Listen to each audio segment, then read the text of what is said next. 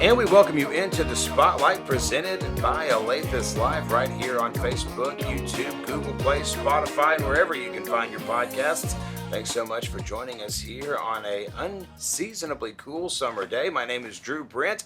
Our guest at this time is a legend in River Valley broadcasting. He's a legend in his own right. We welcome in the Spaceman himself, Randy Hendrix. Space. What's going on, man? What's You up, forgot man? to mention I'm a legend in my own mind also. And a legend in your own mouth. What's up, man? Hey, shameless self-promotion. There ain't nothing wrong with it. Nothing wrong. Gotta get it out there. Hey, let's talk. Let's start first. There's a lot that we can unpack with your story because your story is great. Let's talk a little bit about your career. We had Sam Straisner on. We've had Johnny Story on. Wow. We've had some really great broadcasters. I'm gonna follow those guys up. Well, I almost quit the show when we had all those guys on here. But there was a common thread that we were talking about, and Sam brought it up. He said any broadcaster who has done really anything with their career in this area had to go through Carve Radio and D. Doyle first. Talk a little bit about your experience in the radio business here. Man, I got hired on just a friendship basis. I walked in one day just to speak to Chris Womack and Robert Ash, and it turned into a little conversation, and it was just a joke, actually. I was like, man, you should let me come on, you know? I can talk, So they put me in sales, and knowing Kermit and Chris and the guys, that lasted about a week. Yeah. You know, I wasn't a salesman, you know, and Kermit let me know that. Right. And so me and Chris were talking. He was like, man, why don't you just do a music show? Just do a show. And that was more along my lines. So that's how we got started with Spaceman's Mellow Jams. And, you know, it snowballed into something really nice. Where did the name Spaceman come from? As a child, I don't know if any of y'all are old enough to remember Lost in Space. I caught it the second time Okay, around. Yeah. okay. Well, that was my favorite picture as a child growing up. So I taught my mom and my daddy to buy me a space outfit. I think we got it at Otasco or somewhere like that, and I would not take it off. I couldn't take it off. I loved it. I would not take it off. So I was everywhere with it on: school, the stores, the playgrounds, and some guys were playing basketball one evening, some older guys, and I was on my bike riding through with my space outfit on, and I wouldn't leave the court, and they was like, get out of the way, space baby. And that's how it started. And I've had that name. I'm 62 now. I've had that name for probably 55 years. So you've been Spaceman your whole life, basically. Been the space cowboy my whole life. The Space Cow, you had runs at Carve, you had some runs over at River Valley Radio. Yeah. Where all have you been? I've been all over. I started out at Carve. I went to River Valley Radio. I started my Facebook page, Spaceman Travels to River Valley, and I'm currently on the move to start another radio station. So Outstanding, yeah. Outstanding. And by the way, you can check out those all of the escapades that the Spaceman has on Spaceman Travels the River Valley on Facebook. I would encourage you to like that. There's all kinds of great stuff on there, and particularly we saw some great content from you this past weekend, the Juneteenth celebration. I want to get into that a little bit. Just talk about the celebration overall. It really went well. Well, my page is a feel-good page. It's we've kind of like the show. Yeah, we've had so much in these last couple of years. We've had so much to fuss about and be mad about, but I think for every bad thing that happens, somewhere something good is happening. So we try to stay on the good side of things. This past weekend was one of the best weekends of the year. We celebrate Juneteenth from June 19th, 1865. That was when we got the news that freedom was available for black people. And to sit here and talk about freedom in a casual manner is fine, but if you don't have freedom, we've never experienced not having freedom. But just sit and think about not being able to drink out of a water fountain because of the color of your skin, or not being able to get a decent meal because of how you look. So freedom is a big thing, and we celebrate that now with Juneteenth. It's called Jubilee Day, Freedom Day, Juneteenth, and it's a symbol of our freedom. It's like a Fourth of July. It's something that everyone should celebrate. We as Black people have celebrated the Fourth of July our whole life, but we haven't celebrated our Fourth of July, which is everyone's. So I encourage everyone to read about the Juneteenth, study up on it, learn about it, and you'll see how important this is to America, not only to our river valley, not only to blacks, but to everyone. It's important to learn about it and have dialogue.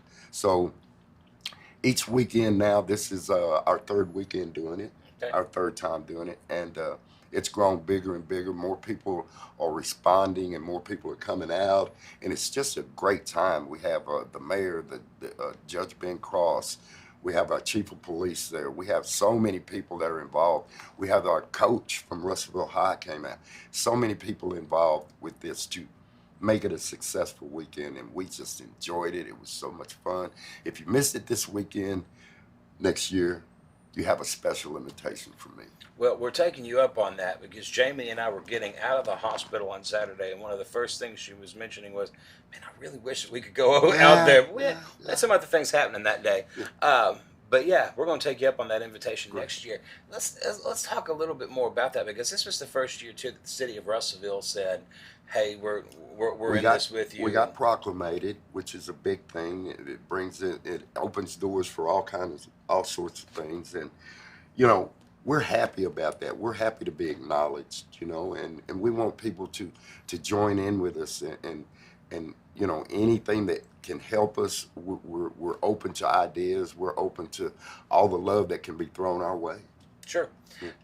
There was a celebration at James Park, Hmm. and there's a celebration downtown, right? Absolutely. Let's talk about that. In other cities, bigger cities, you always hear about, in the last few years, you've heard about Juneteenth and the different celebrations that they have around town.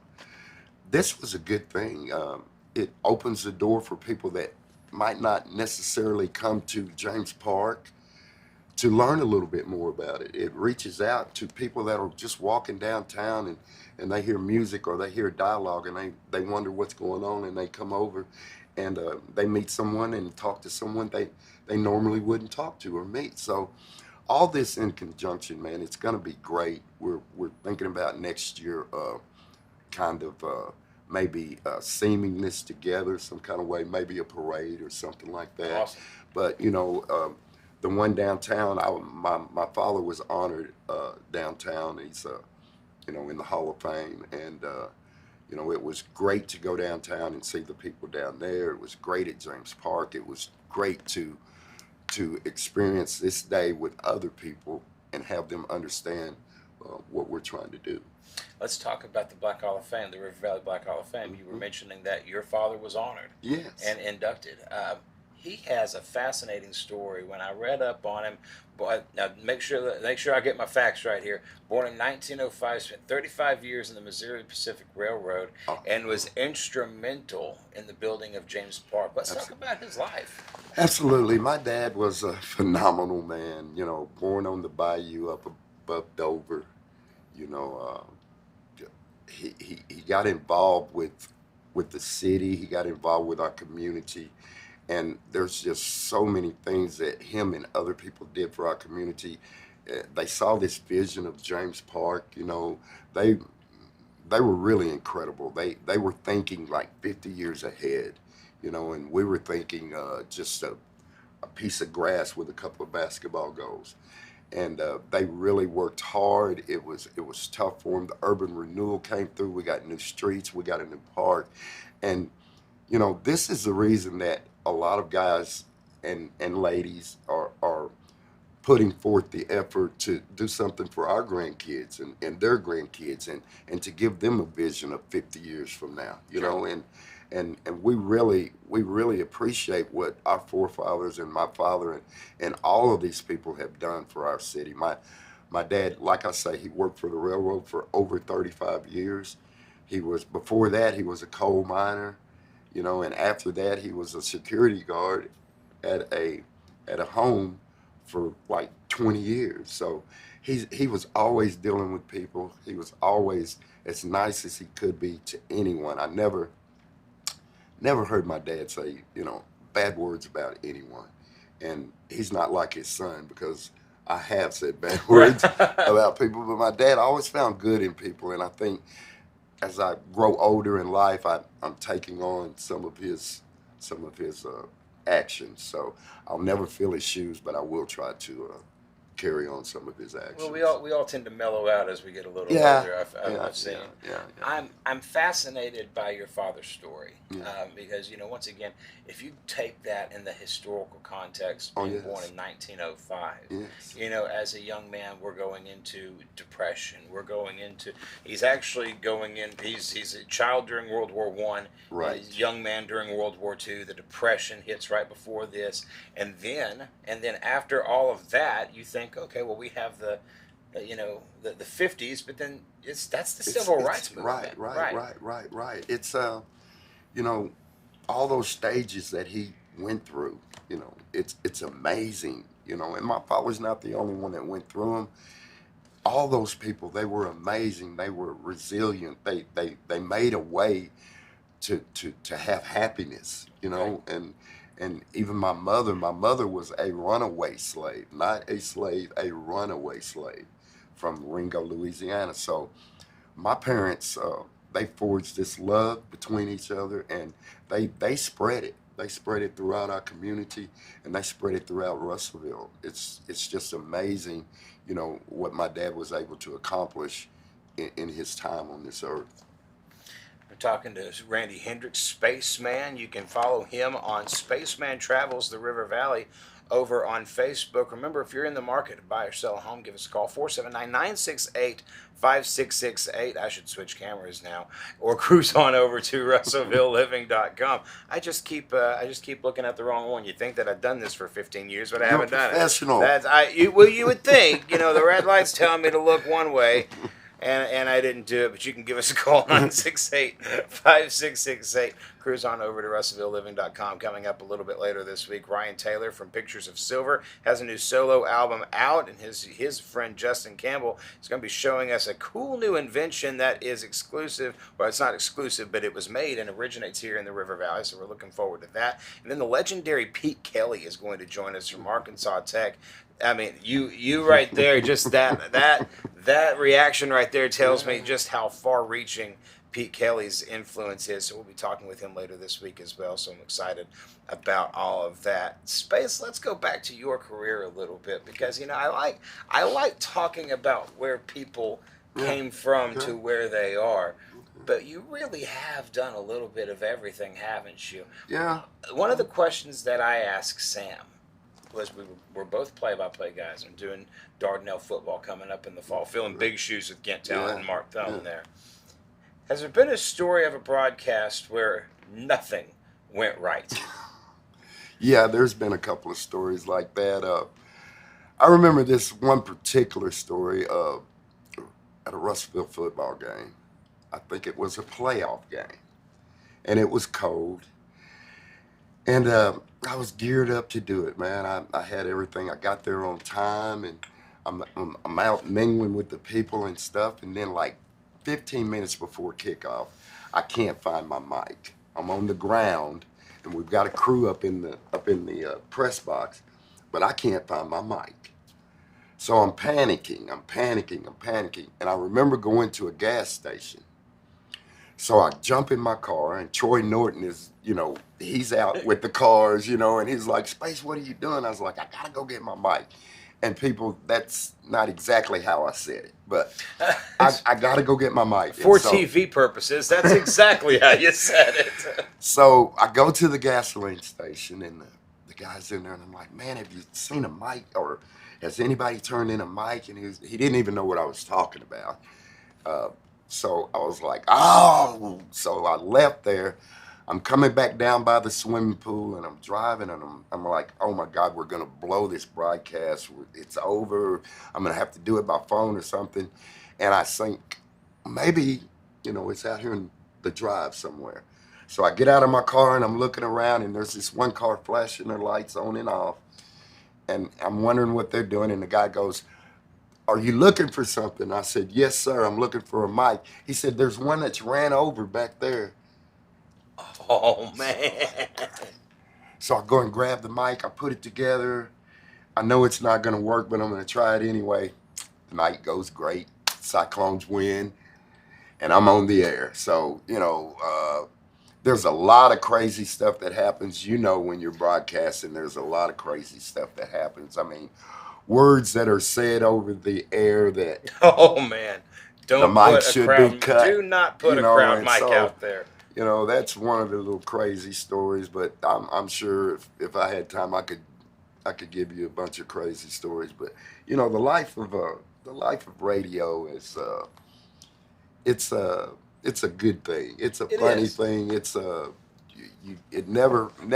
You never know what's going to happen. You never know what people are going to say, and you never sometimes know what you're going to say. It's amazing to me when you talk to people who have never been in the industry, but they're avid radio listeners. It's like, man, there's all this glitz and Yeah, glamour to broadcasting. If you're on radio or you're in television or yeah. whatever else, and that's not true at all. No, no, it's no, it's it's a not. You. No, it's not. no, It's yeah. not true. You usually have shag carpet in there, and and old dust everywhere. But it's a life you have to love. Mhm. It's a life you have to love. I remember back probably 45, 40 years ago, I tried to get on over in Dardanelle, and the guy that was running it over there, he gave me an interview, and we talked for about an hour, and he said, "Son, I'm going to tell you something. You have to love radio, and you haven't been in it enough to love it yet. So, Mhm. but life is good." And that's not a bad piece of advice. No, no, no. I Uh, understood what he was talking about yeah. years later. Yeah, you Yeah. don't do this for the money. You No, do it because you love it, and that's right. and that's exactly right. We're That's talking to right. Randy Hendrix, the Spaceman. You can follow him over on Spaceman Travels the River Valley. Space. I checked out an interview. I believe you did with Rita Richardson. Yeah, Is that right? She's a former carver herself. absolutely. Um, you know, it's I always looked up to Rita. Yeah. I mean, even in our our brief interactions, Sam Straisner says that Dee Doyle was his mentor, the one that he wanted to emulate. Who was yours? Who was that person that you said, if I could do it half as good as they could? You know, Man, there's been a couple come through. Uh, Rita she's so thorough. She's Hmm. so professional. And Dee was like, "Don't get in my way. I'm doing my job." And you Hmm. could learn from Dee by just watching Just him, watching. just watching Dee, because Dee didn't have too many words to say to you because he was always busy doing his job. But if anybody, it would be those two right there. I would love to be as professional and as thorough as Rita, and just so as dedicated and as uh, keeping my mind on the task at hand as Dee Doyle. As Dee Doyle was, the Yeah, late Dee Doyle passed away a yeah. few years ago. Legendary broadcaster in Yes. this area, and I am efforting Tom Kammerling at some point to get him on this show. 50 years at Arkansas Tech. But if you wrap all of those up, uh, if you take all of those, put them together, you have Johnny's story. You get Johnny. You get Johnny's story, and there's no there's no sharp edge to Johnny's story. There is nothing that he is a walking encyclopedia when it comes to Russellville and when it comes to history of Russellville. And when you hear that, man, Yep, everybody. I mean, yeah. he's Anybody who ever worked with him has a yeah, Johnny impression, but you yeah, can't he's quite get it. no, and that's a good thing. Yeah, Always imitated, never duplicated. that's exactly He's a right. great guy. Let's talk about Spaceman Travels the River Valley. You said it's a feel-good page. What can people expect when they follow it? You can expect anything from seeing a donkey in a car, riding to get a milkshake to That's too to specific to have been made up. no, actually, I saw that. It's just a feel good page, man. You get sports, you know what I'm saying? You get all the local good things that are happening to our senior citizens or to our younger kids. I like to spotlight our young men in athletics. I like to to spotlight our people that are getting awards for their grades and stuff like that. So, it ranges, but it's all a feel good page. We try to keep up with the good things that are going on in the River Valley and around the world. So, feel free to join us. Drop me a line if your kid is graduating, if it has a birthday or anything like that. We want you to feel good about dropping us a line and talking to us about it. So Talked about young men in sports. Former Cyclone Talon Peter yeah, coming back to Arkansas he's Tech. back. Let me tell you something. I think there's a couple more. Trey is going there. He's back.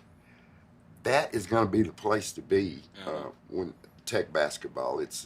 I got a feeling that these guys they played together. Yeah. And they're excellent athletes. So, Coach Downing, he's putting together a I'm little so glad storm Coach over Downey there. is back. Yeah, too. yeah. He's putting together a little storm over there that's going to be worth the ticket. Randy Hendrix, what else do the people need to know about Spaceman? Hey, I'm just your normal type of guy. Just out here trying to have fun, trying to put a light on the good things in the River Valley. Man, if you see me, I'm approachable. I'm not abrasive at all. A lot of people think, from the past that I'm an abrasive person, but I'm not. I love kids. I love people. Get at me. Send me a note. If you got something going on, let us know about it. We'll put it out there, and it's just a page where you can go and get up, look at it in the morning, and think, good things are going on. Right, and that's all we're trying to do here on the Spotlight too, is just talk about the good things of the River Valley. Space, always a pleasure, man. Thanks so much for Thank being you, here. man. Thank It's you. been a long time since we got to sit and conversate, so I It's good appreciate to see you, being man. on. Coming up later this week, we've got the legendary Pete Kelly, and of course, Ryan Taylor will join us as well. For now, my name is Drew Brent. That's Spaceman. Check him out on Spaceman Travels the River Valley. This has been the Spotlight on Alathus Live. Remember, if you've missed any part of this interview or any of the Spotlight interviews, you can check us out on the Alathus YouTube page or download these podcasts available at Spotify, Google Play, iTunes, or wherever you listen to your favorite podcast. And we'll see you right back here tomorrow. Be blessed.